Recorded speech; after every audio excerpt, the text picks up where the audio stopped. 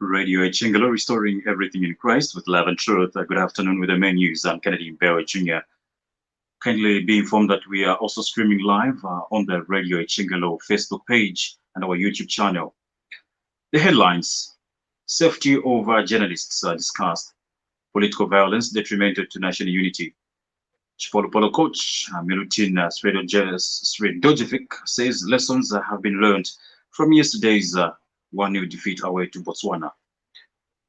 The details: a consortium of media partners have been discussing the safety of journalists in Zambia ahead of the 2021 general elections.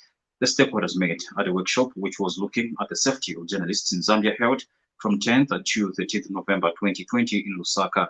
Among the resolutions of the meeting was the need for the police to apply the law fairly, enhanced media engagement between stakeholders and collaboration to end harassment cases against journalists. Further, the meeting made a call for political players to end the harassment of media personnel, whilst reminding the media also to desist from being biased in their work.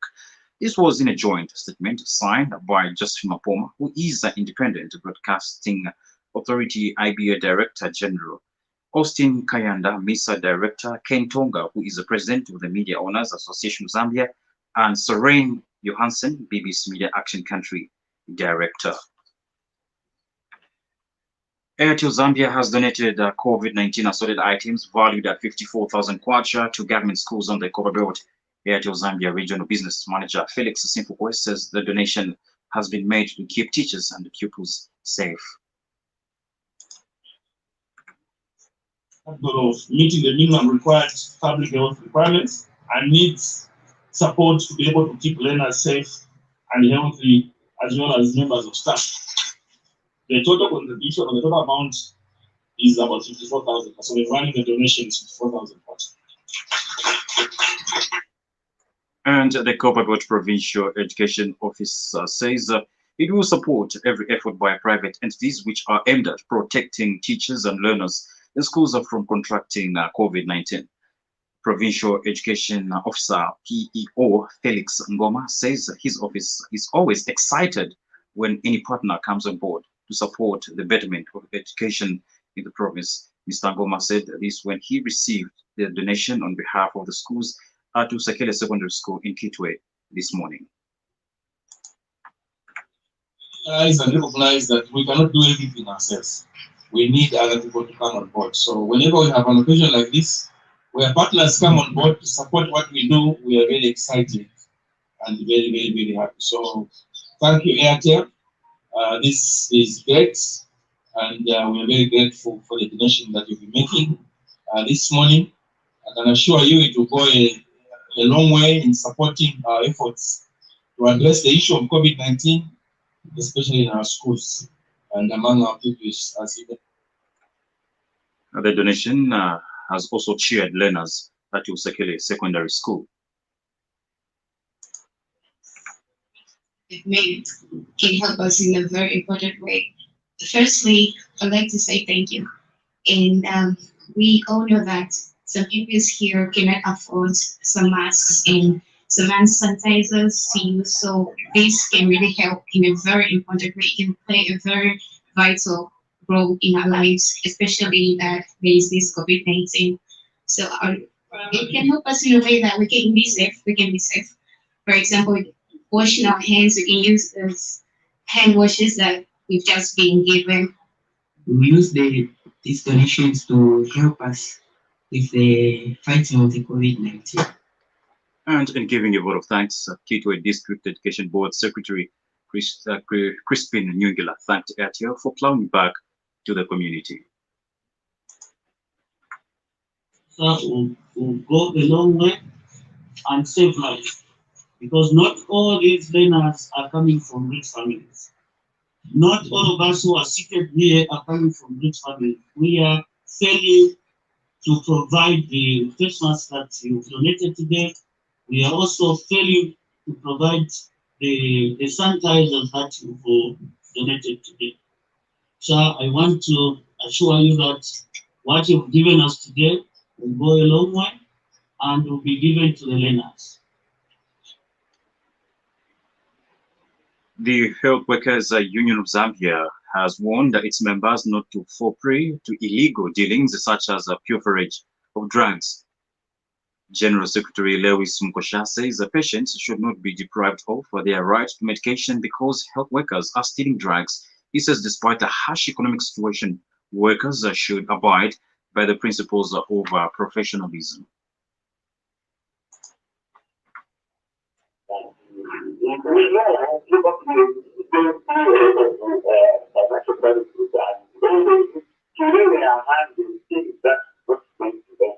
And especially on the fact that they are saying the rights of the patient to proper treatment in the medical facility. So the work of caution still goes with everything found right in those areas. Please, with the show you are that contemplating to bring justice, we are sending a working process to everything from bureaucratic education, which is meant for the patient. Let the education for the patient, and that we should always put it, should be given to the patient. Moving on, the Movement for Democratic Change MDC President Felix Mtati has condemned continued reports of political violence. Mr. Mtati said that violent activities being committed in the name of politics must be condemned by all well-meaning Zambians as they are detrimental to national unity. The former finance minister adds that the acts must not be tolerated and implored law enforcers to bring the culprits to book. Mr. Mtati was commenting on the attack of UPND aspiring candidate for Chilanga constituency, Charmaine Sonda, who was attacked at her house in Lusaka West by suspected Patriotic Front cadres last weekend. A civic leader in Chilelabombe has held the Electoral Commission of Zambia, ECZ, for introducing a 24 hours voters registration service at some voter registration centers. Kafue Ward Councillor Jean Mutwale is optimistic that the move would reduce long queues, which has characterized the issuance of voter registration cards in some places. Speaking to Radio Chingle News in Chilelabombe today, Councillor Mutwale has since underscored the importance of obtaining voters' cards ahead of the 2021 general elections. Hours at Civic Center, I think as a civic leader, I want to say it's a good move in the sense that we've witnessed a lot of long queues, people waiting long hours there. But from the inset when this exercise started, there were long queues. But as at now, we've seen some improvement where ECZ, technology has so far reached. And I must say, it's a good move to extend working hours at Civic Center. And let them not just extend at Civic Center. I think I would also lobby that they even extend even in these other areas. Pope Francis says every form of fundamentalist intolerance damages relationships between individuals, groups, and peoples. He has also asked the people world over to remain committed to living and teaching the value of respect, a love capable of welcoming differences, and the priority of the dignity of every human being. This was in a tweet he ended with the hashtag Tolerance Day.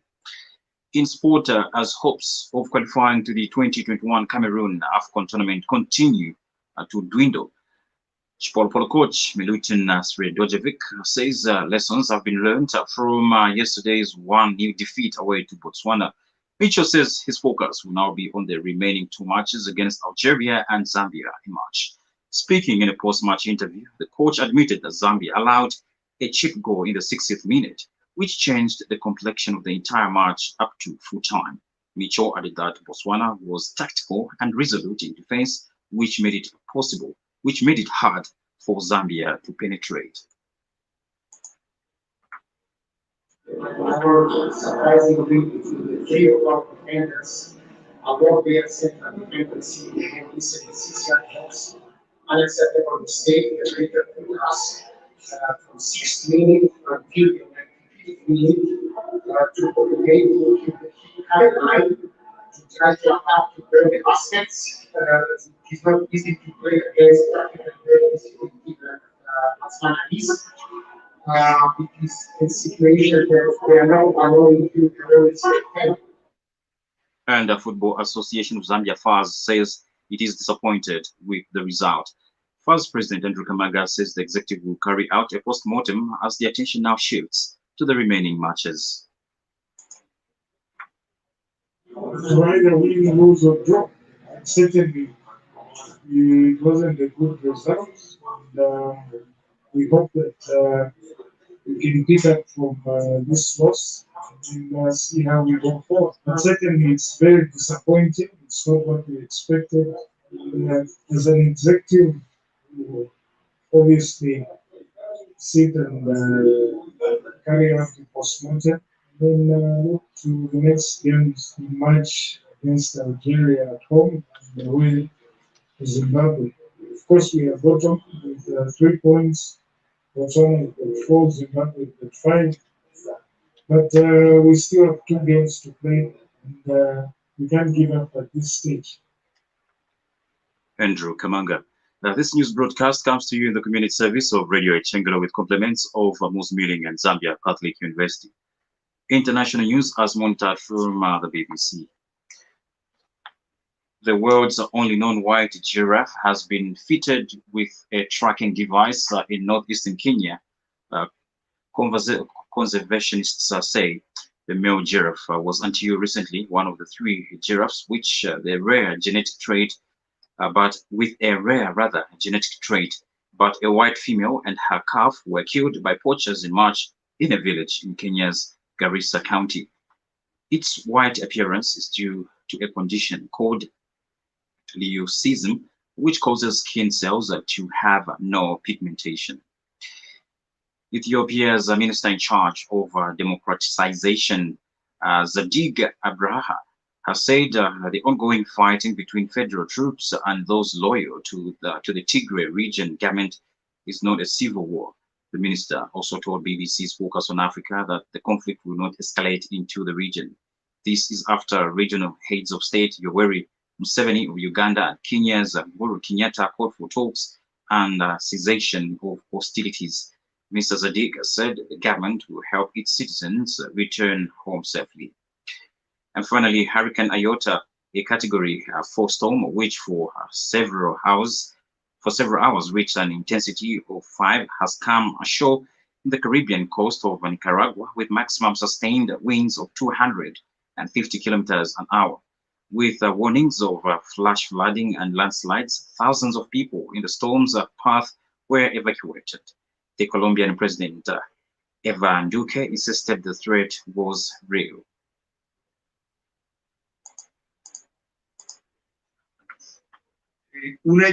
We are facing an event that has characteristics that have never been seen in our country. First, in a matter of hours, this climactic phenomenon went from a tropical storm to a Category 5 hurricane. The headlines again as we end the main news. Safety of journalists discussed. Political violence detrimental to national unity. We watch Polo Polo qualify for the 2021 Cameroon AFCON tournament. This is a question remaining. My name is Kennedy Mbewe Jr. On behalf of the entire news team, we say thank you so very much for listening. For these and more stories, you can visit our Facebook page, log on Facebook and like the Radio Chengelo page, and link to radiochengelo.radio12345.com. You can still listen to the rebroadcast of the news on our YouTube channel. And remember, Radio Chengelo is active on our Radio Garden. COVID-19 is still with us, therefore wear a mask when in public, avoid large groups and maintain social distance, avoid unnecessary movements. Wash your hands frequently for at least 20 seconds. Thank you so very much for listening and have yourself a lovely Tuesday afternoon.